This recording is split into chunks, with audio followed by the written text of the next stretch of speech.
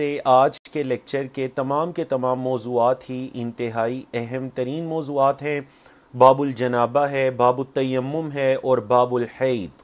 اللہ کی توفیق سے ان تین مسائل کو پڑھنے کی کوشش کریں گے، اور تینوں وہ مسائل ہیں جو ہر مسلمان مرد اور خاتون کو پیش آتے ہیں۔ تو شریعت اسلامی جو ہے وہ ان کا کیا حل پیش کرتی ہے اور کیا اس کے احکام و مسائل ہیں۔ اللہ کی توفیق سے ہم آغاز کرتے ہیں۔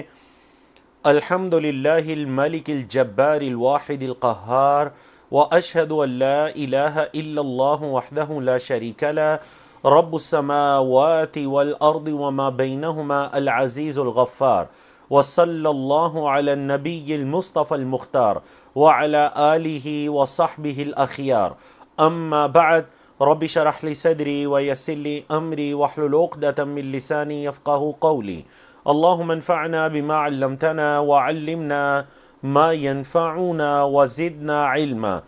اللہ کی توفیق سے ہماری کتاب الطہارہ چل رہی ہے۔ طہارت کے احکام و مسائل کو ہم پڑھ رہے ہیں۔ کتاب الطہارہ کے اندر مختلف ابواب کو، مختلف چیپٹرز کو مکمل کرنے کے بعد آج جس باب کو ہم شروع کرنے جا رہے ہیں وہ اہم ترین باب ہے، باب الجنابہ، جنابت کا باب۔ جنابت کس کو کہتے ہیں؟ جنابت کا لفظ اصل میں نکلا ہے جانب سے یا اجنبی سے۔ جانب کا کیا مطلب ہوتا ہے؟ ایک طرف۔ تو کیونکہ جو انسان جنبی ہوتا ہے، مرد یا عورت جو جنبی ہوتے ہیں، جنابت کی حالت میں ہوتے ہیں، مطلب وہ حالت جس حالت کے اندر ان پر غسل کرنا فرض ہو جاتا ہے، اس کو جنابت کی حالت میں کہتے ہیں۔ یہ جانب سے ہے، ایک طرف سے ہے۔ انسان نماز نہیں پڑھ سکتا، مصحف کو نہیں چھو سکتا، بیت اللہ کا طواف نہیں کر سکتا، تو مطلب وہ ایک طرف ہو جاتا ہے ان عبادات سے، تو اس کو جنابت کہا گیا۔ بعض نے کہا کہ یہ اجتناب سے ہے، اجتناب ہے بچنا، اس حالت کے اندر انسان نماز وغیرہ سے بچتا ہے، تو یہ اجتناب کی حالت ہے، باب الجنابہ۔ اور جو اس حالت میں ہے اسے کیا کہتے ہیں؟ جنبی۔ ٹھیک ہے جی، حدیث دیکھیے، پہلے حدیث کا ترجمہ پڑھ لیتے ہیں اور اس کے بعد اس کے مختصر احکام اور فوائد کی طرف آتے ہیں۔ حضرت ابو ہریرہ رضی اللہ تعالیٰ عنہ کی روایت ہے، ان نبی صلی اللہ علیہ وسلم لقیہ فی بعض طرق المدینہ، نبی کریم صلی اللہ علیہ وسلم ان سے ملے، یعنی حضرت ابو ہریرہ سے، مدینہ کے بعض راستوں میں، وہو جنوب، اور اس حال میں کہ حضرت ابو ہریرہ جنبی تھے۔ بولے اس حال میں کہ حضرت ابو ہریرہ کیا تھے؟ جنبی۔ تو حضرت ابو ہریرہ راوی ہیں، وہ کیا کہہ رہے ہیں؟ فن خنست منہ، میں نبی کریم صلی اللہ علیہ وسلم سے چھپ کر نکل گیا۔ ان خنست وہ اصل میں کہتے ہیں، جسے وہ اردو میں نہیں ہم کہتے کھسک جانا، مطلب میں آپ صلی اللہ علیہ وسلم کی نظروں سے بچتا ہوا نکل گیا سائڈ سے۔ فذهبت، میں گیا، فاغتسلت، اور میں نے غسل کیا، ثم جئت، پھر میں آیا، فقال، تو آپ صلی اللہ علیہ وسلم نے فرمایا، این کنت یا ابا ہریرہ، اے ابو ہریرہ تو کہاں تھا؟ اے ابو ہریرہ ذرا بتلائیے آپ کہاں تھے؟ قال، کہتے ہیں حضرت ابو ہریرہ، آپ صلی اللہ علیہ وسلم کو کیا جواب دیا؟ کہنے لگے، کنت جنوبا، میں جنابت کی حالت میں تھا، میں جنبی تھا، فکرہت، تو میں نے یہ ناپسند کیا، ان اجالسا کا، کہ میں آپ کے ساتھ بیٹھوں، آپ کے ساتھ ملوں، وانا علی غیر طہارہ، اور میں طہارت کی حالت میں نہ ہوں۔ اللہ کے رسول صلی اللہ علیہ وسلم، مجھے یہ پسند نہیں آیا کہ میں اس حالت کے اندر آپ سے ملوں۔ فقال، تو آپ علیہ الصلوۃ والسلام نے فرمایا، سبحان اللہ، ابو ہریرہ اللہ پاک ہے، ان المؤمن لا ینجس، بے شک مومن نجس نہیں ہوتا۔ بولے مومن نجس نہیں ہوتا۔ اور اس کتاب کے مصنف امام عبد الغنی المقدسی رحمہ اللہ ان خنستوں کی تشریح کر رہے ہیں کہ ان سللتو وہی ہوتا ہے کہ نظریں بچا کر مخفی انداز سے نکل جانا۔ چلیے جی، اب اس حدیث کے فوائد کی طرف آتے ہیں۔ سب سے پہلے تو دیکھیے، صحابہ کرام کے دلوں کے اندر نبی کریم صلی اللہ علیہ وسلم کا کتنا ادب و احترام ہے. یاد رکھیے گا جنابت کی حالت میں انسان دوسرے انسان سے مل سکتا ہے, سلام دعا کر سکتا ہے, لیکن حضرت ابو ہریرہ رضی اللہ تعالیٰ عنہ نے یہ پسند نہیں کیا کہ اس حالت کے اندر میں نبی کریم صلی اللہ علیہ وسلم کے ساتھ ملوں, بیٹھوں, گفتگو کروں. تو اس وجہ سے جب آمنا سامنا ہوا تو سائیڈ سے نکل گئے. تو یہ صحابہ کرام کا نبی کریم صلی اللہ علیہ وسلم سے کمال درجے کی محبت اور کمال درجے کا ادب و احترام تھا, جس کی ایک نظیر, ایک مثال ہم نے حضرت ابو ہریرہ رضی اللہ تعالیٰ عنہ کے اس عمل میں دیکھی. دوسرا مسئلہ جو اس سے ہی پتہ چلتا ہے وہ یہ ہے کہ آپ ذرا نبی کریم صلی اللہ علیہ وسلم کی اپنے صحابہ سے محبت دیکھیے اور اہتمام دیکھیے کہ اگر ایک صحابی راستے میں نظر آیا لیکن ملاقات نہیں ہو سکی تو بعد میں ان سے پوچھا کہ این کنت یا ابا ہریرہ, اے ابو ہریرہ کہاں تھے تم؟ تو پتہ چلا کہ اگر آپ بڑے ہیں تو لازمی چھوٹوں کے بارے میں پوچھئے, ان کی خبر گیری رکھیے, ان کے بارے میں پوچھتے رہیے, ان کے حالات کچھ دن تک نظر نہ آئے, خاص کر جو مساجد کے اندر ائمہ ہیں, خطبہ ہیں, وہ پوچھیں. یہ نبی کریم صلی اللہ علیہ وسلم کی سنت ہے. دیگر افراد کے بارے میں پوچھیں, ان کی خیریت کے بارے میں پوچھیں, ان کے حال کے بارے میں پوچھیں. اس کے اندر کوئی بری بات نہیں ہے, بلکہ اگر آپ پوچھیں گے اپنے مسلمان بھائیوں کے بارے میں تو یہ نبی کریم صلی اللہ علیہ وسلم کی سنت پر عمل ہوگا کہ آپ علیہ الصلوۃ والسلام بھی جب کچھ صحابہ کچھ دن تک مسجد نہ آتے تو پوچھا کرتے تھے کہ میرے وہ صحابی کہاں ہیں. ایک سے زیادہ واقعات اس طرح کے ہمیں ملتے ہیں. اور تیسرا آپ صلی اللہ علیہ وسلم نے یہ بتا دیا, دیکھیں جنابت کی جو حالت ہوتی ہے نا, یہاں پر اس چیز کو بھی بیان کر دیا جائے کہ اس حالت میں انسان کیا کچھ نہیں کر سکتا. نمبر ایک, نماز نہیں پڑھ سکتا جنابت کی حالت میں. غسل فرض ہو چکا, غسل کیسے فرض ہوگا؟ نمبر ایک, ہم بستری کے ذریعے, ہم بستری سے مراد ہے کہ مادہ منویہ کا انزال ہو جائے مرد یا خاتون سے, غسل فرض ہو جاتا ہے. نمبر دو, انزال نہیں بھی ہوا اگر شرمگاہ میں داخل ہوتی ہے تو غسل فرض ہو جاتا ہے, اور آگے والی احادیث کے اندر اس چیز کے بھی احکام و مسائل آ رہے ہیں. نمبر تین, عورت کی ماہواری کے ایام جب ختم ہوتے ہیں غسل لازم ہو جاتا ہے. نمبر چار, بچے کی ولادت کے بعد جو ایام آتے ہیں, نفاس کے ایام جب وہ مکمل ہو جاتے ہیں تو غسل فرض ہو جاتا ہے. اور ایک حالت یہ بھی ہو سکتی ہے کہ جو انسان فوت ہو جاتا ہے, ایک انسان فوت ہو گیا, اب اس پر بھی غسل لازم ہو گیا, لیکن ظاہر بات ہے وہ غسل اس نے نہیں کرنا بلکہ اس کے ورثاء کے ذمہ لازم ہے کہ وہ اس کو غسل وغیرہ کا اہتمام کریں. اور جو چھٹی چیز ہے نا, اس کے بارے میں علماء کرام کے ہاں اختلاف ہے کہ جب کوئی اسلام قبول کرے گا تو اس پہ غسل فرض ہوگا یا نہیں. تو یہ 5 چیزیں ہیں جن پر اتفاق ہے, اور چھٹی چیز ہے اسلام قبول کرنا, اس کے اندر اختلاف ہے. اب دیکھیں یہ 6 یا 5 حالتیں ہیں جن میں انسان پر غسل کرنا لازم ہو جاتا ہے. اب جب انسان پر غسل کرنا لازم ہو گیا تو نمبر 1 وہ نماز ادا نہیں کر سکتا, نمبر 2 وہ بیت اللہ کا طواف نہیں کر سکتا, نمبر 3 وہ مصحف کو نہیں چھو سکتا, نمبر 4 وہ مسجد کے اندر نہیں ٹھہر سکتا, ہاں مسجد سے گزر سکتا ہے البتہ مسجد کے اندر ٹھہر نہیں سکتا. یہ وہ کام ہیں جو جنابت کی حالت میں وہ نہیں کر سکتا. سحری کی جا سکتی ہے, روزہ رکھا جا سکتا ہے, لیکن چونکہ فجر وغیرہ کی نماز جنہوں نے پڑھنی ہوگی تو پھر وہ غسل کر کے فجر کی نماز پڑھیں گے, لیکن سحری وغیرہ اس حالت کے اندر کی جا سکتی ہے. یہ مت سمجھیں کہ اگر کوئی جنابت کی حالت میں سحری کا وقت ہو گیا تو لازمی پہلے غسل کرے اور اس کے بعد سحری نہیں, سحری کر لے اور اس کے بعد وہ غسل کر سکتا ہے. ٹھیک ہے جی. تو دوسرا اس حدیث سے پتہ چلا کہ آپ صلی اللہ علیہ وسلم کی کتنی پیاری تعلیمات ہیں. حضرت ابو ہریرہ کے اس فعل پر تعجب کیا, سبحان اللہ. عرب جب کسی چیز پر تعجب کرتے تو وہ کیا کہتے؟ سبحان اللہ, اللہ پاک ہے. ان المؤمن لا ینجس, اے ابو ہریرہ مومن نجس نہیں ہوتا. مطلب اگر آپ کی جنابت کی حالت بھی تھی تو اس سے آپ کوئی نجاست کی حالت میں نہیں چلے جاتے, تو پھر آپ کو مجھ سے دور بھاگنے کی کیا ضرورت تھی؟ سمجھا کہ نا آپ کو؟ چلیے جی اگلی حدیث کی طرف چلتے ہیں. نبی کریم صلی اللہ علیہ وسلم کہ یہ حدیث حضرت عائشہ رضی اللہ تعالیٰ عنہ کی روایت ہے. قالت کہتی ہیں کان رسول اللہ صلی اللہ علیہ وسلم تھے اللہ کے رسول صلی اللہ علیہ وسلم اذا اغتسل من الجنابت جب بھی جنابت کا غسل کرتے غسل یدیہ تو اپنے ہاتھوں کو دھوتے. ترجمہ سنیے اور ساتھ ساتھ غور کیجئے، اس کے اندر فرضی غسل کا مکمل طریقہ ہے. یاد رکھیے گا جنابت کا یا یہ جو فرضی غسل ہوتا ہے نا، جو جس کی ہم نے 5 یا 6 حالتیں بیان کی، اس کا طریقہ عام غسل کی طرح نہیں ہے. ایک عام غسل ہوتا ہے نا جو آپ مطلب فریش ہونے کے لیے اپنے جسم پر پانی بہاتے ہیں، یا بعض اوقات سمیل وغیرہ کی وجہ سے، پسینے کی وجہ سے اپنے اوپر پانی بہاتے ہیں، یا بعض اوقات گرمی کو دور کرنے کے لیے پانی بہاتے ہیں، تو یہ ایک عام جسم پر پانی کا ڈالنا ہے. لیکن جو فرضی غسل ہوتا ہے یاد رکھیے گا اس کا ایک پراپر طریقہ ہے، اور وہ اس حدیث کے اندر بیان ہو رہا ہے. اور وہ کیا ہے، اور بیان کرنے والی کون ہے؟ ام المومنین حضرت عائشہ رضی اللہ تعالیٰ عنہ کہتی ہیں نبی کریم صلی اللہ علیہ وسلم جب جنابت کا غسل فرماتے غسل یدیہ تو اپنے دونوں ہاتھوں کو دھوتے.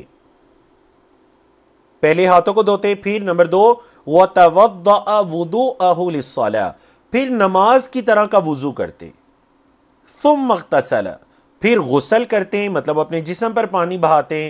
ثُمَّ يُخَلِّلُ بِيَدَيْهِ شَعْرَهُ اچھا غسل کی ابتدا کیسے کرتے؟ یہ جو جسم پر پانی بہانا ہے اس کی ابتدا ایسے کرتے کہ ثُمَّ يُخَلِّلُ بِيَدَيْهِ شَعْرَهُ یہ ہے وہ خلال. پھر آپ صلی اللہ علیہ وسلم اپنے دونوں ہاتھوں سے اپنے بالوں کا خلال کرتے. کیا مطلب پانی کو بالوں کی جڑوں تک پہنچاتے.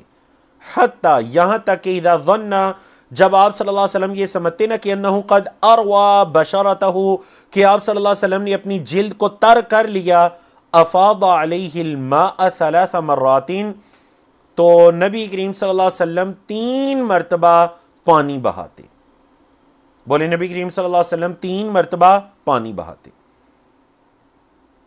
جب پتہ چل جاتا کہ جلد وغیرہ بالوں کی تہ تک پانی پہنچ چکا، تر ہو چکے، تو پھر آپ صلی اللہ علیہ وسلم کیا کرتے 3 مرتبہ جسم پر پانی بہاتے. ثم سر پر علیہ کا مطلب ہے رأسہ، مطلب 3 مرتبہ سر پر پانی بہاتے. ثم غسل سائر جسدہ اور پھر آپ صلی اللہ علیہ وسلم اپنے سارے جسم کو دھو لیا کرتے تھے. بولے سارے جسم کو دھو لیا کرتے تھے. اگلی الفاظ بھی پڑھ لیں. وَكَانَتْ تَقُولُ اور ام المومنین حضرت عائشہ کہتی ہیں كُنْتُ أَغْتَسِلُ أَنَا میں بھی غسل کرتی تھی وَرَسُولُ اللَّهِ صلی اللہ علیہ وسلم اور اللہ کے رسول صلی اللہ علیہ وسلم مِنْ إِنَاءٍ وَاحِدٍ ایک ہی برتن سے. وہ برتن ہمارے درمیان ہوتا، ایک ہی برتن سے ہم غسل کرتے. نَغْتَرِفُ مِنْهُ جَمِيعًا نغترف ہوتا ہے چلو لینا، ایک ہی برتن سے ہم چلو لے کر اوپر بہایا کرتے تھے. میں اور اللہ کے رسول صلی اللہ علیہ وسلم ایک ہی برتن سے غسل کرتے اور اس سے چلو لے کر بہایا کرتے. ٹھیک ہے جی. اب آتے ہیں فوائد اور احکام و مسائل کی طرف. سب سے پہلے تو دیکھیے ہم جو کہتے ہیں نا اصل میں اللہ رب العزت نے امہات المؤمنین کے ذریعے سے اپنے دین کی حفاظت کی، طہارت کے احکام و مسائل کی حفاظت کی. آپ کے علم میں ہے کہ طہارت کے جو سب سے زیادہ احکام و مسائل ہیں نا وہ امہات المومنین بیان کرنے والی ہیں، اور ان میں بھی خاص کر حضرت عائشہ رضی اللہ تعالیٰ عنہ. اور آپ عالمہ فاضلہ تھیں. صحابہ کرام کو بھی اگر کسی معاملے میں رہنمائی کی ضرورت پڑتی تو وہ اپنی ماں ام المومنین حضرت عائشہ کی طرف رجوع کیا کرتے، آ کر بڑے ادب و احترام سے کہا کرتے یا ام المؤمنین اے مومنوں کی ماں، یا زوجۃ رسول اللہ صلی اللہ علیہ وسلم اے اللہ کے رسول صلی اللہ علیہ وسلم کی زوجہ. اللہ اکبر. تو فقیہہ تھیں، اس امت کی عالمہ فاضلہ، اور جو صحابہ فتویٰ دیا کرتے تھے، جن صحابہ کی فقہ اور علم سے لوگ فائدہ اٹھایا کرتے تھے، ان میں ام المومنین کا بھی شمار ہوتا. تو پورا طریقہ بیان کر رہی ہیں. جب آپ صلی اللہ علیہ وسلم جنابت کا غسل کرتے تو ہاتھوں کو دھوتے تھے، کہ ہاتھوں کو اس لیے کہ ہاتھوں پر کوئی ہم بستری کی وجہ سے یا ضرورت کو پوری کرنے کی وجہ سے، تو ہاتھوں پر، کیونکہ دیکھیں اس دور کے اندر، اور ہم پڑھ کر بھی آئے ہیں، ہاتھوں کو ہی برتن میں ڈال کر پھر پانی کو اپنے اوپر بہایا جایا کرتا تھا، ٹھیک ہے؟ تو پہلے ہاتھوں کو دھویا کرتے، جب ہاتھ دھل جاتے، اور یہ ہم پیچھے پڑھ کر آئے ہیں ہاتھوں کو کیسے دھونا ہے، وضو کی ابتدا میں یا فرضی غسل کی ابتدا میں پانی کو انڈیل کر، شروع کے اندر ہاتھوں کو برتن میں نہیں ڈالنا، ٹھیک ہے جی، یہ ہم پڑھ چکے ہیں۔ اگر آج بھی کسی جگہ پر کیا ہو رہا ہے جی، آج بھی اگر کسی جگہ پر وہ برتنوں کے اندر سے پانی لے کر غسل وغیرہ یا وضو وغیرہ ہوتا ہے، اور پھر کیا کرتے، وضو کا، نماز کا پورا وضو کرتے۔ اب نماز کے وضو کے اندر ظاہر بات ہے پورا وضو آ جاتا ہے، کلی سے لے کر پاؤں دھونے تک مکمل وضو اس کے اندر آ جاتا ہے، بلکہ اس سے پہلے ہاتھ دھونا بھی۔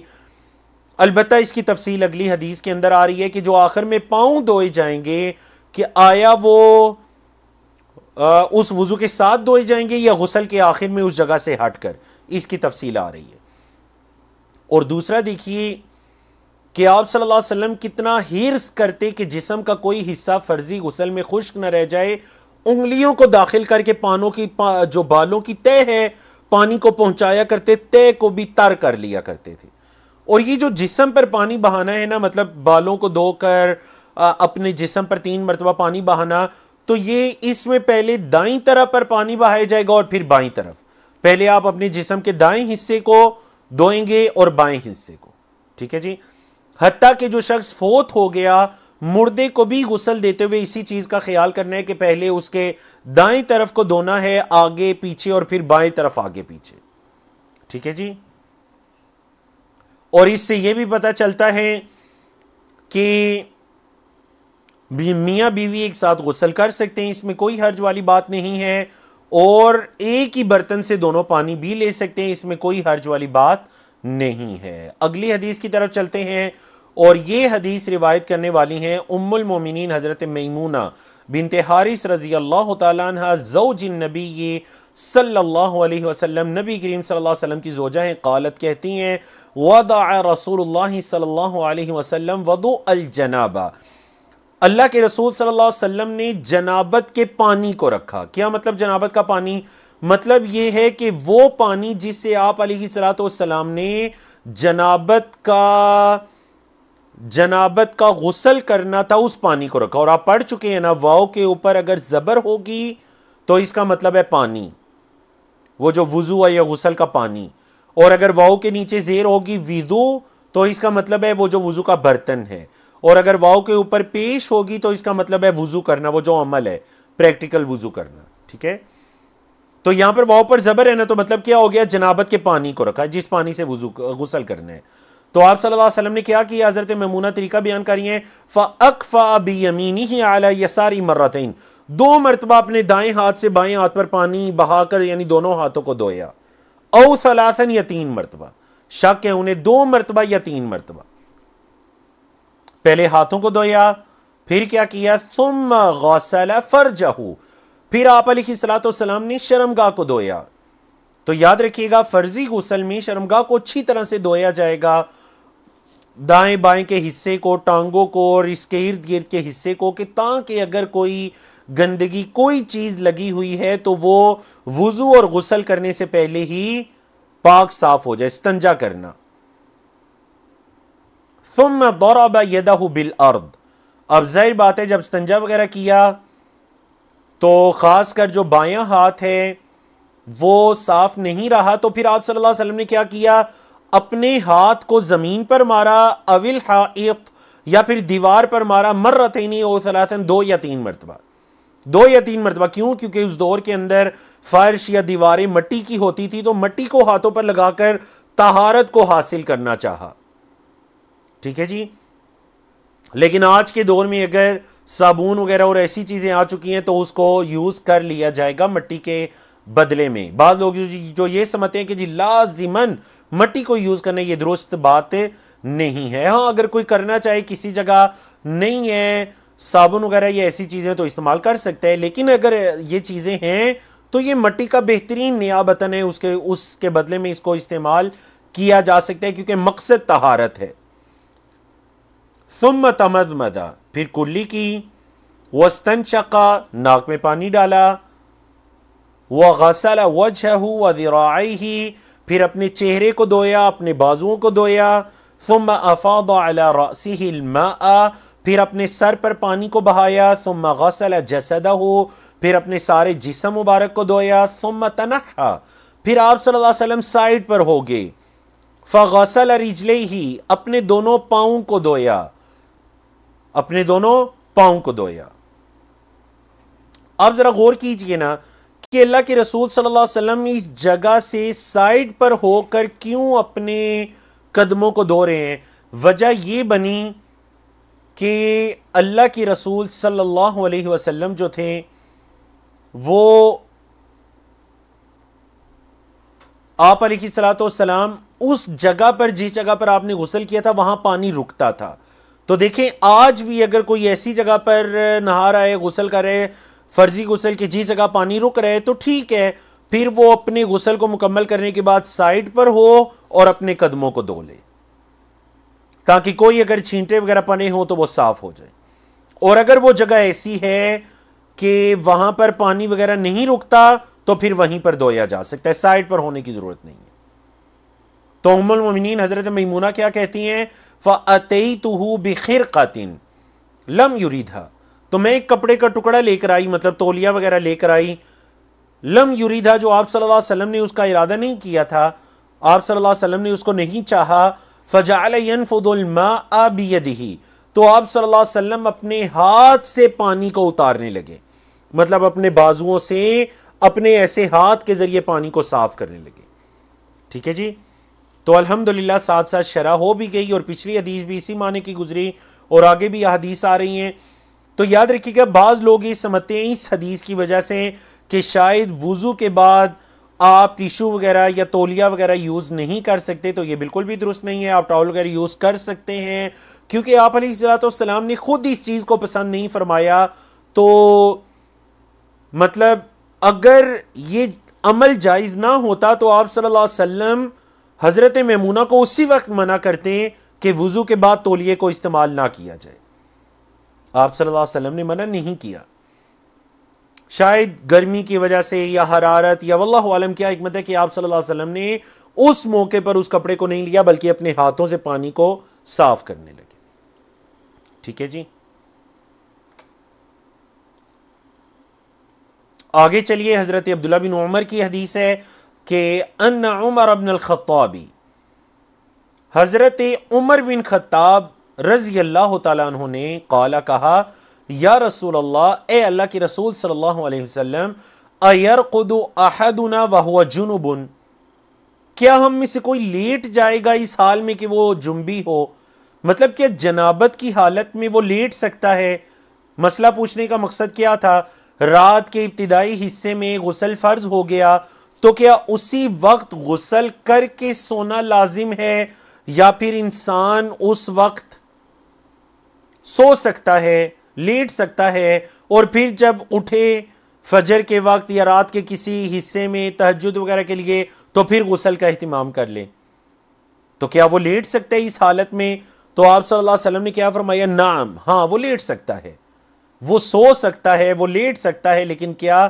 اذا توضأ احدکم، جب تم میں سے کوئی ایک وضو کر لے، فلیرقد، تو لیٹ جائے۔ تو ہمارے معاشرے میں یہ جو ایک بات مشہور ہے نا کہ جی اگر غسل فرض ہو گیا تو اسی وقت غسل کرنا لازم ہے، جب تک غسل نہیں کرے گا رحمت کے فرشتے دور ہو جائیں گے، یہ ہو جائے گا، کوئی ایسی بات درست نہیں ہے۔ غسل فرض ہو گیا، انسان لیٹ سکتا ہے، انسان سو سکتا ہے، آرام کر سکتا ہے، نماز تک اس غسل کو مؤخر کر سکتا ہے۔ ٹھیک ہے جی، لیکن وضو کر لے۔ دیکھیں وضو کرنے سے وہ کیا ہوگا؟ نشیط ہو جائے گا، وضو کرنے کے ساتھ وہ ایکٹیو ہو جائے گا، تو اس وجہ سے وہ وضو کر لے، اور وضو کرنے کے بعد وہ سونا چاہتے ہیں تو سو جائے۔ اگلی حدیث حضرت ام سلمہ کی روایت ہے جو کہ نبی کریم صلی اللہ علیہ وسلم کی زوجیں ہیں۔ تو ماشاءاللہ دیکھا نا آپ نے، تیسری حدیث آ رہی ہے امہات المومنین سے، پہلے حضرت عائشہ، پھر حضرت میمونہ، اور اب حضرت ام سلمہ۔ اللہ اکبر، قربان جائیں امہات المؤمنین پر اور ان کا دین کو آگے پہنچانے کے جذبے پر۔ رضی اللہ عنہ زوج النبی صلی اللہ علیہ وسلم، نبی کریم صلی اللہ علیہ وسلم کی زوجہ، قالت کہتی ہیں جاءت ام سلیم، آئی ام سلیم، امرأت ابی طلحہ، جو کہ ابو طلحہ کی عورت تھی، ابو طلحہ کی زوجہ۔ تو چلیے دیکھتے ہیں ذرا آپ کا صحابہ کرام کے بارے میں کتنا مطالعہ ہے۔ بتائیے حضرت ام سلیم کس مشہور صحابی کی والدہ ہیں؟ وہ کون سے مشہور صحابی ہیں جن کا تذکرہ ہم پڑھ بھی چکے ہیں اپنے اس کورس میں، ان کی حدیث پڑھ چکے ہیں؟ بتائیے حضرت ام سلیم کے بیٹے کون تھے؟ پہلے 3 لوگوں کا ہی نام لیا جائے گا، آپ جوابات دیجئے۔ قالت کہتی ہیں حضرت ام سلیم آئیں ابو طلحہ کی زوجہ الی رسول اللہ صلی اللہ علیہ وسلم، اللہ کے رسول صلی اللہ علیہ وسلم کے پاس، فقالت کہنے لگیں یا رسول اللہ، اے اللہ کے رسول صلی اللہ علیہ وسلم، ان اللہ لا یستحیی من الحق، بے شک اللہ حق بات سے نہیں شرماتا۔ اے اللہ کے رسول صلی اللہ علیہ وسلم، اللہ حق بات سے نہیں شرماتا۔ هل علی المرأة من غسل، تو کیا عورت پر کوئی غسل ہے؟ اذا ہی احتلمت، جب وہ احتلام ہو جائے، اسے جب عورت کو احتلام ہو جائے تو کیا اس پر غسل ہے؟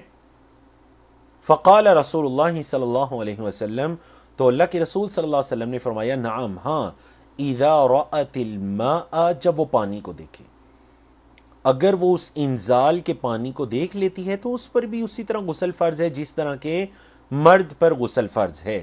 تو حدیث کی شرح کی طرف آتے ہیں، پہلے دیکھتے ہیں جی 3 لوگوں کے درست جوابات۔ ماشاءاللہ جمیل قریشی صاحب ہیں، سب سے پہلے جواب درست آیا۔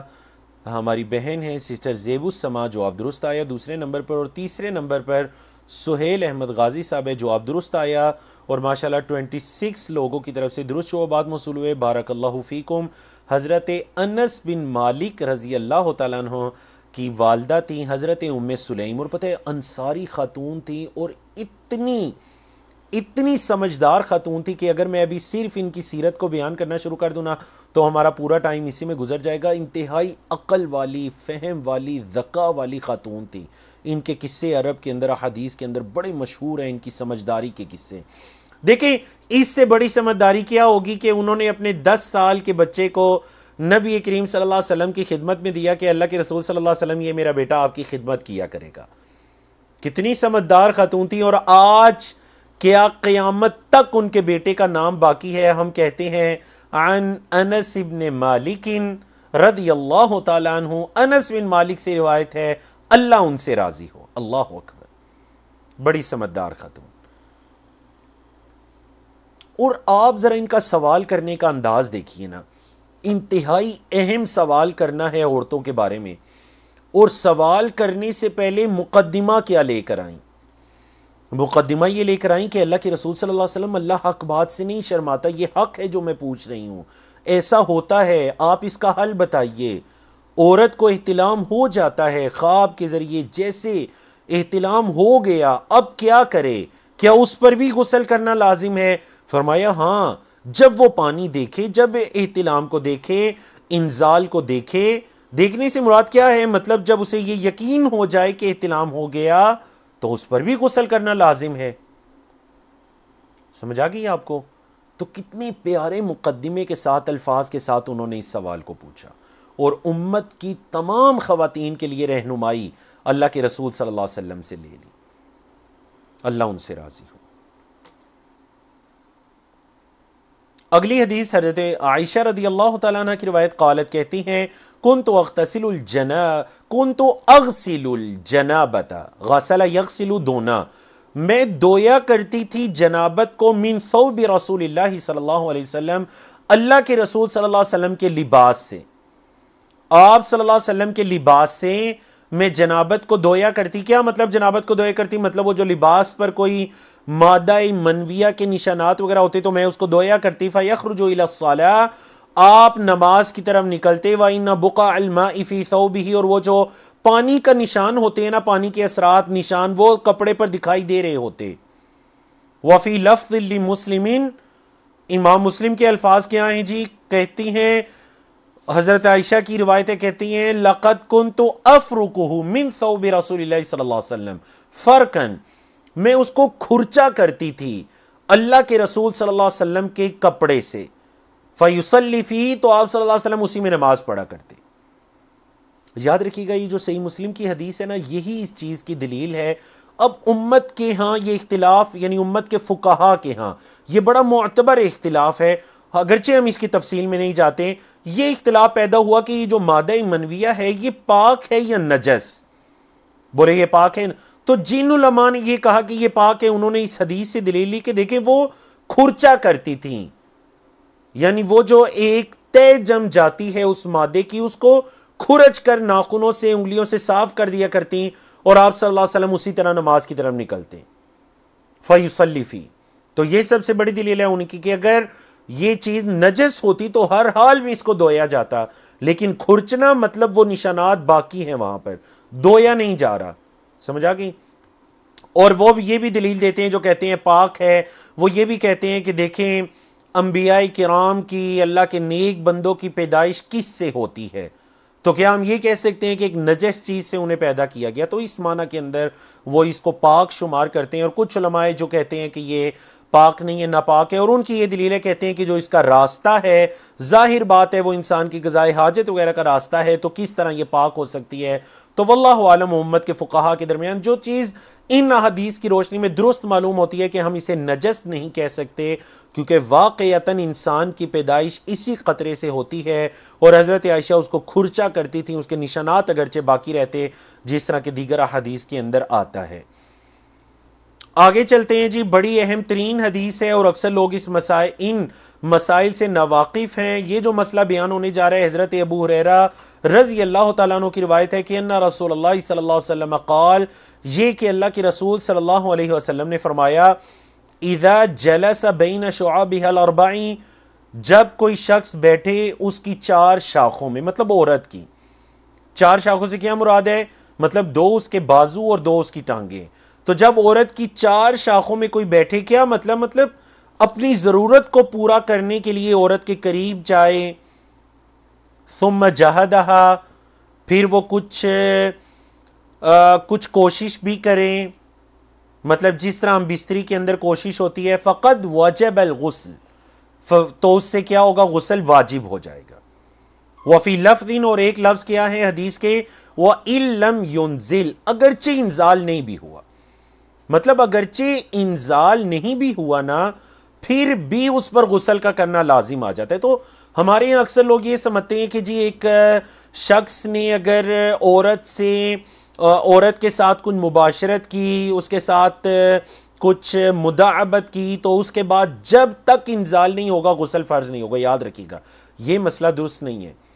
اگر جو ایک مرد کی شرمگاہ ہے اعلیٰ جس کو آپ کہتے ہیں، اگر اس کا اگلا حصہ بھی داخل ہو جاتا ہے تو اس سے غسل فرض ہو جائے گا، اگرچہ انزال نہیں ہوا۔ تو خاص کر جو شادی کے قریب ہوں وہ اور دیگر لوگوں کو بھی یہ مسائل کے بارے میں علم ہونا چاہیے کہ غسل کے لیے انزال ضروری نہیں ہے، اگر دخول ہو جاتا ہے تو اس سے غسل بھی کیا ہو جائے گا؟ فرض ہو جائے گا، جیسا کہ یہ حدیث اس چیز کی سب سے قوی دلیل ہے۔ اگلی حدیث کی طرف آتے ہیں، اور دیکھیں یہ حدیث کی اس کی روایت ہے، یہ حضرت ابو جعفر محمد بن علی بن حسین بن علی، حضرت علی کے جو بیٹے تھے نا، حضرت حسین بن علی، یہ ان کے پوتے ہیں محمد بن علی۔ تو کیا پتہ چلا؟ مطلب حضرت حسین نے اپنے بیٹے کا نام اپنے والد کے نام پر رکھا، اپنے بیٹے کا نام رکھا علی، اور ان کے بیٹے ہیں محمد۔ تو گویا کہ اس ابو جعفر سے مراد کون ہے؟ محمد بن علی بن حسین بن علی بن ابی طالب، انہو کانا ہوا و ابوہ عند جابر بن عبداللہ رضی اللہ عنہما، کہ وہ اور ان کے والد گرامی دونوں حضرت جابر بن عبداللہ کے پاس تھے۔ مطلب جو مشہور صحابی ہیں نا حضرت جابر بن عبداللہ رضی اللہ تعالیٰ عنہما، وہ ان کے پاس تھے، ابو جعفر یعنی محمد اور ان کے والد یعنی علی بن حسین، حضرت حسین کے بیٹے۔ وَعِندَهُ قَوْمٌ، اور حضرت جابر بن عبداللہ کے پاس دوسرے بھی لوگ تھے، ایک قوم، ایک گروہ موجود تھا۔ فَسَأَلُوهُ عَنِ الْغَسْلِ، تو انہوں نے حضرت جابر سے غسل کے بارے میں سوال کیا۔ کیا کیا جی؟ غسل کے بارے میں سوال کیا. فقال، تو حضرت جابر کہنے لگے یکفیہ صاع، ایک صاع کافی ہے، ایک صاع کافی ہے غسل کے لیے. اب مجھے ذرا بتائیے چیٹ کے اندر کہ ایک صاع کتنا ہوتا ہے؟ بتائیے ایک صاع کتنا ہوتا ہے جو غسل کے لیے کافی ہے؟ فقال رجل، تو ایک شخص نے کہا ما یکفینی، مجھے تو کافی نہیں ہے ایک صاع، ایک صاع سے کیسے غسل ہوگا؟ فقال جابر، تو حضرت جابر کہنے لگے کان یکفی من ہوا اوفا منک شعرا، جس کے بال آپ سے زیادہ تھے نا اس کو کافی تھا، جن کے بال آپ سے زیادہ گھنے تھے انہیں تو ایک صاع کافی تھا. وخیر منک، اور وہ آپ سے بہتر بھی تھے.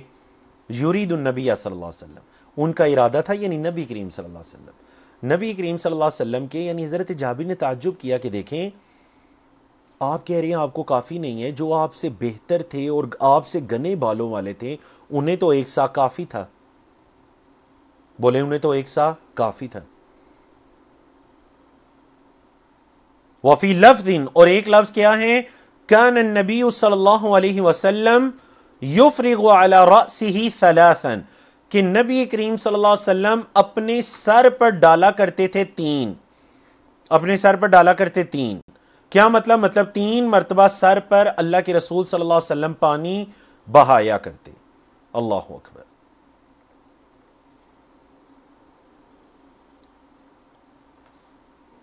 اب سوال یہ پیدا ہوا کہ وہ شخص کون تھا جس نے یہ کہا تھا ما یکفینی، مجھے کافی نہیں ہے؟ تو کہہ رہے ہیں الرجل الذی قال ما یکفینی، وہ شخص جس نے کہا نا کہ مجھے ایک صاع کافی نہیں ہے، هو الحسن بن محمد بن علی بن ابی طالب، وہ حسن بن محمد بن علی بن ابی طالب تھے، یعنی وہ بھی حضرت علی کی اولاد، حضرت علی بن ابی طالب کے بیٹے محمد، ان کے بیٹے حسن بن محمد تھے، جن کے والد ابن الحنفیہ ہیں. جن کے والد کون ہیں؟ حضرت علی کے جو بیٹے محمد بن حنفیہ، وہ ان کے والد تھے. اب آتے ہیں جی آپ کے جوابات کی طرف.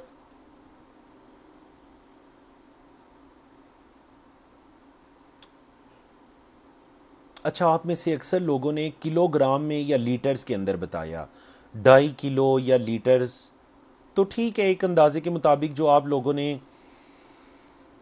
دیکھیں، بالکل ایک صاع تقریباً یہ 2 کلو سے کچھ زیادہ ہوتا ہے. یہ جو صاع ہے نا اصل میں یہ ایک پیمانہ تھا. بولے صاع کیا تھا؟ ایک پیمانہ تھا. اللہ کے رسول صلی اللہ علیہ وسلم کے زمانے کے اندر یہ صاع، یاد رکھیے گا، صاع کے جی نہیں ہے، یہ وزن نہیں ہے، صاع وزن نہیں ہے. جس طرح ہمارے ہاں آج دودھ وغیرہ لیٹر میں ہوتا ہے، یہ کے جی میں نہیں ہوتا، کلو گرام میں نہیں ہوتا، بلکہ یہ کیا ہوتا ہے؟ لیٹر میں. اس کو ماپا جاتا ہے، اس کو تولا نہیں جاتا. ٹھیک ہے. تو قرآن مجید میں یا حدیث کے اندر دو چیزوں میں خیانت نہیں کرنی. ماپ تول میں، ماپ مطلب آپ صلی اللہ علیہ وسلم کے زمانے میں یہ ایک برتن تھا صاع، جس کے اندر گندم وغیرہ ڈال کر یا کوئی کھجور وغیرہ بھی ڈال کر ماپ کر دی جاتی تھی. تو ماپ تول میں کمی نہیں کرنا. کچھ چیزیں ماپ کر دی جاتی ہیں، جیسے ہمارے آج کل کپڑا وغیرہ ہوتا ہے ماپ کر دیا جاتا ہے میٹر میں، اور کچھ چیزیں ہیں جو تول کر دی جاتی ہیں، جیسے اکثر فروٹس وغیرہ ہوتے ہیں. ٹھیک ہے جی. تو صاع اصل میں ایک پیمانہ تھا جس کا وزن 2 کلو سے کچھ زیادہ تھا. اب مجھے یہ بتائیے کہ آپ کے لیے یہ ممکن ہے کہ 2.25 لیٹر پانی سے آپ غسل کریں؟ آپ کو پتہ ہے نبی کریم صلی اللہ علیہ وسلم کتنے پانی سے وضو کیا کرتے تھے؟ آپ ضرور کر کے دیکھیے گا. نبی کریم صلی اللہ علیہ وسلم ایک مد سے وضو کیا کرتے. ایک عام انسان جو متوسط ہوتا ہے، جس کے ہاتھ درمیانے ہوتے ہیں، دونوں ہاتھوں کو ملائے، دونوں ہاتھوں میں جتنا پانی آتا ہے، عربی زبان میں اس کو کہتے ہیں مد. اگر 5 مرتبہ یہ دونوں ہاتھوں کو پانیوں سے بھر کر کیا جائے نا تو یہ بنتا ہے ایک صاع تقریباً. 5 مرتبہ ہتھیلیاں، ایک مرتبہ کیا تو یہ بنا مد. اس سے وضو کر لیا کرتے. اور ہماری ایک استاد محترم تھے، یقین جانیے جب ہم نے یہ حدیث پڑھی نا کہ آپ صلی اللہ علیہ وسلم مد سے وضو کرتے، تو وہ باقاعدہ ہمیں مغسلے میں لے جا کر انہوں نے وضو کر کے دکھایا. یعنی اس وضو میں یہ ہوتا ہے، ظاہر بات ہے آپ ایک مرتبہ تھوڑا سا پانی ڈالتے ہیں، آپ تجربہ کیجئے، ایک مد پانی لیجئے، گلاس میں ڈال لیجئے، تھوڑا سا پانی ڈالی، کلی کیجئے، ناک میں ڈالیے، اسی طرح ضروری نہیں 3 مرتبہ، ایک مرتبہ سے بھی وضو ہو جاتا ہے، جیسا کہ ہم پیچھے پڑھ کر آئے ہیں۔ اس کے بعد کیا کیجئے، پھر پانی ڈال کے چہرے پر، اس میں پانی کم استعمال کیا جاتا ہے، ملا زیادہ جاتا ہے، پھر بازوؤں پہ ڈال کے اچھی طرح ملا جائے، پھر تھوڑا سا پانی اس بازو پر ملا جائے، پھر تھوڑا سا پانی سر کا مسا، پھر تھوڑا سا پانی ڈال کر اس کے قطرات پاؤں پر ایک قطرہ ڈال کر پاؤں کو ملا جائے۔ اللہ اکبر۔ تو ایک مرتبہ کم از کم مد اتنے پانی سے وضو ضرور کیجئے، تاکہ آپ کو یہ احساس ہو کہ شریعت اسلامی میں پانی کے ضیاع سے روکا گیا ہے، حتیٰ کہ وضو کے اندر بھی روکا گیا ہے۔ اور کم از کم ایک مرتبہ سا کے ذریعے 1 سا پانی سے غسل کیجئے، یہ بھی جسم پر تھوڑا تھوڑا بہایا جاتا ہے، باقی جسم کو ملا جاتا ہے۔ ٹھیک ہے جی۔ اور باقاعدہ میں نے یہ دونوں عمل کر کے دیکھے، مد سے وضو کر کے بھی، سا تقریباً 2 لیٹر پانی سے غسل کر کے، بہترین آپ طہارت کو حاصل کرنے والے ہو جائیں گے۔ اور آنے والی زندگی میں ہمیشہ آپ اہتمام کیا کریں گے پانی کم استعمال کرنے کا۔ آپ ایک دفعہ پریکٹیکل کر کے دیکھیے، تو آپ سب ارادہ کرتے ہیں جی، آپ کر کے دیکھیں گے انشاءاللہ۔ حضرت جابر نے کتنی پیاری بات کی، کہنے لگے اچھا تجھے 1 سا کافی نہیں ہے؟ جو تجھ سے خیر تھے، تجھ سے افضل تھے، تجھ سے بہتر تھے، انہیں تو کافی تھا، آپ کو کیسے کافی نہیں ہے؟ اللہ ہمیں توفیق عطا کرے۔ ٹھیک ہے جی۔ حضرت عمران بن حسین رضی اللہ تعالیٰ عنہ کی روایت ہے، ان رسول اللہ صلی اللہ علیہ وسلم رأى رجلا معتزلا، آپ صلی اللہ علیہ وسلم نے ایک شخص کو دیکھا، معتزل کہتے ہیں ہٹا ہوا، یعنی سائڈ پر ہوا، لم یصلی فی القوم، جماعت کے ساتھ اس نے نماز نہیں پڑھی تھی، قوم کے ساتھ نماز نہیں پڑھی تھی۔ فقال، تو آپ صلی اللہ علیہ وسلم نے فرمایا، یا فلان، اے فلان، ما منعک ان تصلی فی القوم، آپ کو کس چیز نے روکا ہے کہ آپ نے جماعت سے نماز نہیں پڑھی؟ فقال، تو اس نے کہا، یا رسول اللہ، اے اللہ کے رسول صلی اللہ علیہ وسلم، اصابتنی جنابہ، مجھے جنابت پہنچی تھی، میں جنبی ہو گیا تھا، غسل فرض ہو گیا تھا، ولا ماء، اور پانی وغیرہ نہیں تھا۔ قال، تو آپ صلی اللہ علیہ وسلم نے فرمایا، علیک بالصعید، مٹی کو لازم پکڑتے، مٹی کو لے لیتے، فإنہ یکفیک، وہ تجھے کافی تھی۔ پانی نہیں مل رہا تھا تو کیا ہوا، مٹی کو لے لیتے، مٹی آپ کو کافی تھی۔ تو کیا پتا چلا، وضو کے اندر بھی اور غسل کے اندر بھی اگر پانی کا استعمال ممکن نہیں ہے، نہ ہونے کی وجہ سے، کسی بیماری کی وجہ سے، بیماری کے بڑھنے کے خدشے کی وجہ سے، تو کیا چیز اس کا نائب بنے گی جی؟ مٹی۔ بولے کیا چیز اس کا نائب بنے گی؟ مٹی۔ سوال سمجھ آ گیا نا؟ سوال نہیں، یہ مسئلہ سمجھ آ گیا نا کہ اگر پانی نہیں ہے تو مٹی اس کا نائب بن جائے گی۔ چلیں آپ سے ایک سوال کرتے ہیں، اور ٹائم آپ کے پاس سیشن کے آخر تک کا ٹائم ہے۔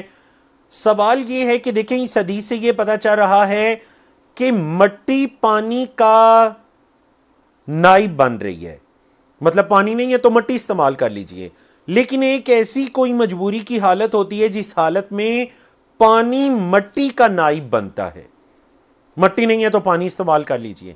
سمجھ آئی؟ وہ کون سی حالت ہے؟ دیکھتے ہیں جی آپ میں سے کون بتائیں گے، سوچئے سوال کو۔ تب تک ہم پڑھتے ہیں حضرت عمار بن یاسر کی حدیث، اور یہاں سے مسئلہ شروع ہو گیا، ہاں جی، تیمم کا باب شروع ہو گیا حضرت عمران بن حسین کی حدیث سے۔ تیمم کس کو کہتے ہیں؟ تیمم کا لفظی مطلب ہے ارادہ کرنا، مطلب مٹی کی طرف ارادہ کرنا تاکہ اس مٹی کے ساتھ تیمم کیا جا سکتے۔ کیسے تیمم کرنے کا طریقہ کیا ہے؟ جس طرح کہ حدیث کے اندر آگے آ رہا ہے۔ تو اگر پانی نہیں تھا تو مٹی کے ساتھ تیمم کر لیتے۔ آپ تیمم کا طریقہ حضرت عمار بن یاسر کی حدیث میں، قال کہتے ہیں، بعثنی رسول اللہ صلی اللہ علیہ وسلم فی حاجت، اللہ کے رسول صلی اللہ علیہ وسلم نے مجھے کسی ضرورت سے بھیجا، فاجنبت، تو میں جنبی ہو گیا، مجھ پر غسل فرض ہو گیا، فلم اجد الماء، تو مجھے پانی نہیں ملا، غسل فرض ہو گیا، مجھے پانی نہیں مل رہا، فتمرغت فی الصعید، میں نے پانی کو نہیں پایا تو میں مٹی میں لوٹ پوٹ ہو گیا، کما تمرغ الدابۃ، جیسے کہ کوئی جانور وغیرہ مٹی میں لوٹ پوٹ ہوتے ہیں۔ مطلب میں اس طرح کیا مطلب پورے جسم پر میں نے مٹی کو ڈال لیا کہ جیسے، یعنی انہوں نے یہ سمجھا حضرت عمار بن یاسر کہ دیکھیں جس طرح پانی کو پورے جسم پر بہانا ہے تو اسی طرح مٹی کو بھی پورے جسم پر لگانا ہے. ثم اتیت النبی صلی اللہ علیہ وسلم، پھر میں نبی کریم صلی اللہ علیہ وسلم کے پاس آیا. فذکرت ذلک لہ، تو میں نے آپ صلی اللہ علیہ وسلم سے ذکر کیا. اللہ کے رسول صلی اللہ علیہ وسلم میں ایسی سچویشن آ گئی تھی، غسل فرض ہو گیا، پانی نہیں مل رہا. فقال، تو میں نے اس طرح کر لیا. فقال، تو آپ صلی اللہ علیہ وسلم نے فرمایا انما یکفیک، تجھے اتنا کافی تھا، بس تجھے کافی تھا ان تقول بیدیک ہکذا، کہ تو اپنے ہاتھوں کو ایسے کرتا. او عمار بن یاسر، تجھے اتنا کافی تھا کہ تو اپنے ہاتھوں کو ایسے کرتا. کیسے؟ ثم ضرب بیدیہ الارض ضربۃ واحدہ، تو آپ صلی اللہ علیہ وسلم نے اپنے دونوں ہاتھوں کو ایک ہی مرتبہ مٹی میں مارا، زمین پر مارا. ثم مسح الشمال علی الیمین وظاہر کفی، یہ ہوتا ہے جی آپ کی کف کا ظاہر، مطلب ہاتھوں کی یہ والی سائیڈ، اس سائیڈ پر ایسے مارا. ووجہ، اور اپنے چہرے پر مار لیا. بس یہ تھا تیمم. مطلب تجھے پورے جسم کو مٹی میں لوٹ پوٹ کرنے کی کیا ضرورت تھی؟ بس اس طرح تو کر لیتا. آپ صلی اللہ علیہ وسلم نے طریقہ کر کے دکھا دیا کہ ہاتھوں کو مٹی پر مارا، ہاتھوں پر اور پھر چہرے پہ. سمجھ آ گئی آپ کو؟ سوال کے جواب اس باب کو مکمل کر کے آتے ہیں، اور اس باب کی آخری حدیث ہے، اور ہمارا ٹائم بھی تقریباً قریب ہے، تو اس باب کی آخری حدیث مکمل کرتے ہیں. حضرت جابر بن عبداللہ کی روایت ہے رضی اللہ عنہما ان نبی صلی اللہ علیہ وسلم قال، یہ کہ نبی کریم صلی اللہ علیہ وسلم نے فرمایا اعطیت خمسا، مجھے 5 چیزیں دی گئی ہیں، لم یعطہن احد من الانبیاء قبلی، جو مجھ سے پہلے کسی نبی کو نہیں دی گئی، کسی ایک نبی کو بھی نہیں دی گئی. وہ 5 چیزیں کون سی ہیں جو آپ صلی اللہ علیہ وسلم کے ساتھ خاص تھیں، اللہ کی عنایت تھیں؟ نمبر 1، شمار کیجئے، اور پھر ذرا یہ بھی بتائیے شمار کرنے کے بعد کہ ہمارے موضوع سے کیا متعلق ہے ان 5 چیزوں میں. ٹھیک ہے، پہلی چیز ہے نصرت بالرعب مسیرۃ شہرین، 1 مہینے کی مسافت سے رعب کے ساتھ میری مدد کی گئی ہے. کیا مطلب میرے اور میرے دشمن کے درمیان ابھی 1 مہینے کا فاصلہ ہوتا ہے، تو اللہ میرے دشمن کے دل میں میرے خوف کو، میرے رعب دبدبے کو اللہ پیدا کر دیتے ہیں. یہ صرف مجھے دیا گیا ہے. سمجھ آ گئی نا؟ پیدل 1 مہینے کی مسافت اگر دشمن دور ہے، اس کے دل میں نبی کریم صلی اللہ علیہ وسلم کا ڈر بیٹھ جائے گا. نمبر 2، وَجُعِلَتْ لِيَ الْأَرْضُ مَسْجِدًا وَطَهُورًا، اور زمین کو میرے لیے مسجد اور پاکی کا باعث بنا دیا گیا. پچھلی اقوام کے اندر عبادت کی جگہ خاص تھیں. میری امت کے لوگ جہاں کہیں، کیا فرمایا؟ فَأَيُّمَا رَجُلٍ مِّنْ أُمَّتِي، میری امت کا کوئی بھی شخص ہو، أَدْرَكَتْهُ الصَّلَاةُ، اس کو نماز نے آ لیا، نماز کا وقت ہو گیا، فَلْيُصَلِّ، تو وہ پڑھ لے. زمین میں جہاں کہیں ہے وہیں نماز پڑھ لے. اللہ اکبر، پوری زمین کو میرے لیے مسجد بنا دیا گیا. مطلب یہ تب ہے جب آپ مسجد کے قریب نہیں ہے. ظاہر بات ہے اگر مسجد قریب ہے، آپ نے اذان کی آواز کو سنا، تو مسجد میں جانا لازم ہے. وَطَهُورًا، اور پاکی کا باعث بنا دیا گیا. کیا مطلب یہ کہ اگر پانی نہیں ہے تو مٹی سے پاکی حاصل کی جا سکتی ہے. اور یہی دوسری چیز ہے جو ہمارے موضوع سے متعلق ہے. اور تیسری چیز، وَأُحِلَّتْ لِيَ الْغَنَائِمُ، غنیمتوں کو میرے لیے حلال کر دیا گیا. وَلَمْ تَحِلَّ لِأَحَدٍ قَبْلِي، مجھ سے پہلے کسی کے لیے حلال نہیں تھی. بولے مجھ سے پہلے یہ غنیمتیں کسی کے لیے حلال نہیں تھی، میرے لیے ان غنیمتوں کو حلال کر دیا گیا. وَأُعْطِيتُ الشَّفَاعَةَ، اور مجھے شفاعت دی گئی ہے. یہ وہ شفاعت ہے جو اللہ کے رسول صلی اللہ علیہ وسلم قیامت کے دن اپنی امت کے گناہگاروں کی، یا پھر جو نیکوکار ہیں ان کے لیے بلندی درجات کی، اور جو گناہگار ہیں ان کی مغفرت کی، اللہ کی طرف سے ان پر رحمت، عذاب کی معافی کی، جو آپ صلی اللہ علیہ وسلم شفاعت فرمائیں گے. اللہ رب العزت ہمیں اس سے محروم نہ رکھے. وَكَانَ النَّبِيُّ يُبْعَثُ إِلَىٰ قَوْمِهِ خَاصًا، اور جو نبی پہلے تھے نا، ان میں سے ہر نبی خاص اپنی قوم کی طرف مبعوث ہوتا.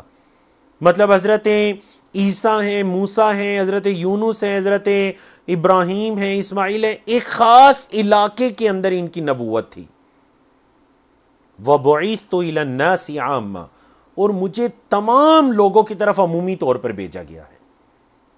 مجھے اس روئے زمین پر بسنے والے تمام لوگوں کی طرف بھیجا گیا ہے. صرف عرب کے لیے نہیں، صرف عجم کے لیے نہیں، صرف ایشیا والوں کے، تمام جو جس پر انسان کے لفظ کا اطلاق ہوتا ہے مجھے ان تمام کی طرف بھیجا گیا ہے. اور جس طرح قرآن و سنہ کی نصوص سے پتہ چلتا ہے کہ جنات بھی نبی کریم صلی اللہ علیہ وسلم ان کی طرف بھی بھیجے گئے تھے. ماشاءاللہ ماشاءاللہ جی. درست جوابات آئے. آپ کو سوال سمجھ آیا تھا؟ سوال یہ تھا کہ دیکھیں آپ نے وضو وغیرہ کرنا ہے، غسل کرنا ہے، پانی نہیں ملا تو مٹی کو استعمال کر لیجئے. یا کوئی بیماری وغیرہ ہے، پانی کے استعمال کرنے سے بیماری کے بڑھنے کا خدشہ ہے تو مٹی سے تیمم کر لیجئے، نماز پڑھیے، غسل کیجئے، وضو کیجئے. لیکن اگر کوئی ایسی صورت ہے، وہ کون سی صورت ہے کہ جس صورت میں مٹی نہیں مل رہی تو چلے پانی کو استعمال کر لیں. ٹھیک ہے. سب سے پہلے درست جواب آیا جی قمر النساء ہے. ماشاءاللہ جواب بالکل درست ہے آپ کا.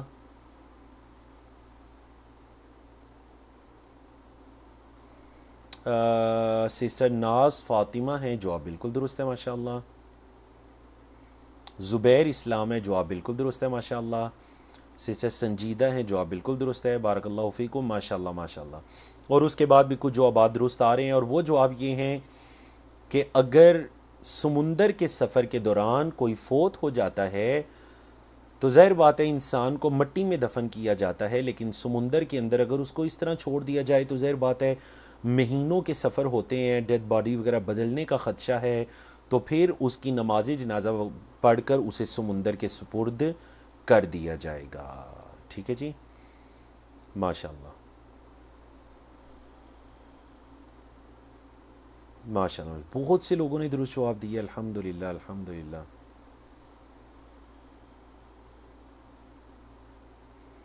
ماشاءاللہ ماشاءاللہ. ہماری ایک بہن کہہ رہی ہیں کہ دورہ قرآن میں آپ نے یہ نقطہ بیان کیا تھا، مجھے نہیں یاد لیکن چلیں کیا ہوگا. چلیے جی. بارک اللہ فیکم. الحمدللہ. اللہ کی توفیق سے ہم نے 2 چیپٹرز کو مکمل کیا. میری یہ بڑی خواہش تھی کہ آج ہم باب الحید کو بھی مکمل کر دیں گے، جس کے اندر کل 4 حدیث ہیں، جس کے بعد کتاب الصلاح شروع ہوگی. لیکن انشاءاللہ کیونکہ یہ اہم ترین چیپٹرز ہے، اس کے بہت احکام و مسائل ہیں خواتین سے متعلق، جو ماہواری کے ایام ہیں ان کی تعداد، اگر کوئی بیماری کے ایام ہیں یا ماہواری ہے ان کا آپس میں فرق، یہ ساری چیزیں جاننا بہت زیادہ ضروری ہے خواتین اسلام کے لیے. تو انشاءاللہ آنے والے سیشن میں ہم یہاں سے ہی بات کو شروع کریں گے، اور حضرت عائشہ کی ہی حدیث ہے، یہاں سے ہی شروع کریں گے اگر اللہ کی توفیق سے. اقول قولی ھذا استغفر اللہ لی ولکم ولسائر المسلمین من کل ذنب، وصلی اللہ تعالی علی نبینا محمد وعلی آلہ وصحبہ اجمعین.